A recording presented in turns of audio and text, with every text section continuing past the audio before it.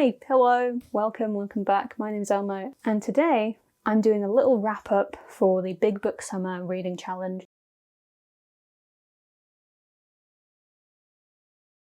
So, the Big Book Summer Reading Challenge, hosted by Sue Jackson. In doing the Big Book Summer Challenge, I have come to many a realization. The first is, big books aren't that intimidating. When you actually find one that engages you and that you would enjoy spending time with, the page count doesn't matter as much. Not only was I able to finish The Time Traveler's Wife doing this reading challenge, but I also started a few other longer books. I have not been able to finish them, but I've made progress with multiple long books that I've just felt really put off by because I've been intimidated by the page count, and I'm happy to say that fear's gone. So that's great. I have a decent number of big books by this definition of 400 plus pages, and so I think it'll be a really fun time to be reading longer books, to be spending more time with characters and in specific story worlds. I really enjoyed The Time Traveler's Wife. For those who were with me when I first started it, I was skeptical.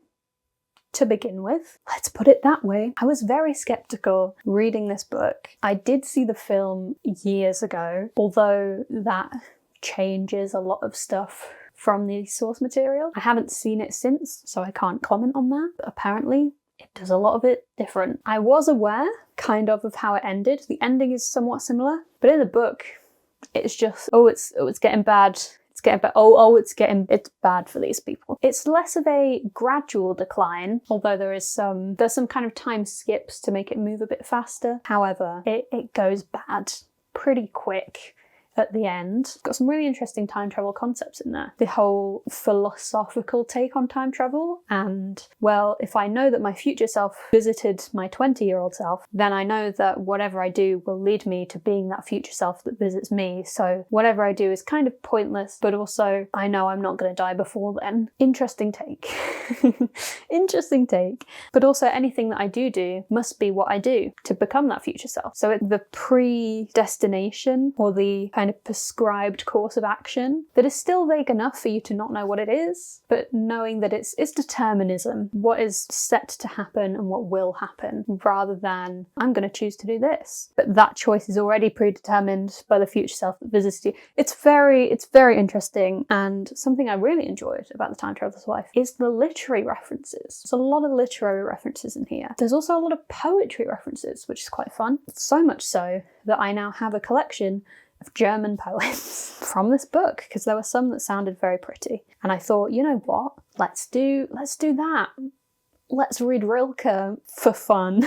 Stunning. It's a good time. It's a very good time. Yeah, I really enjoyed Time Traveler's Wife. I came to appreciate why it started the way it started. It forces you as a reader to empathize with Henry, the time traveler, because you have no idea what's going on.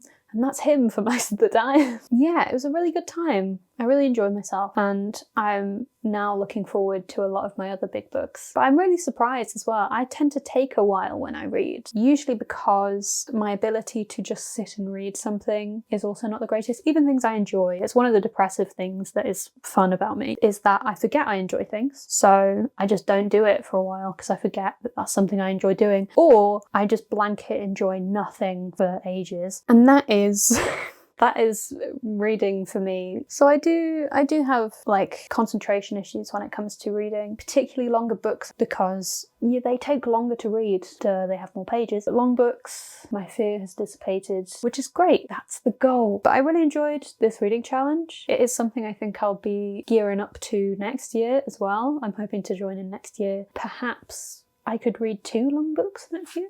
We'll see.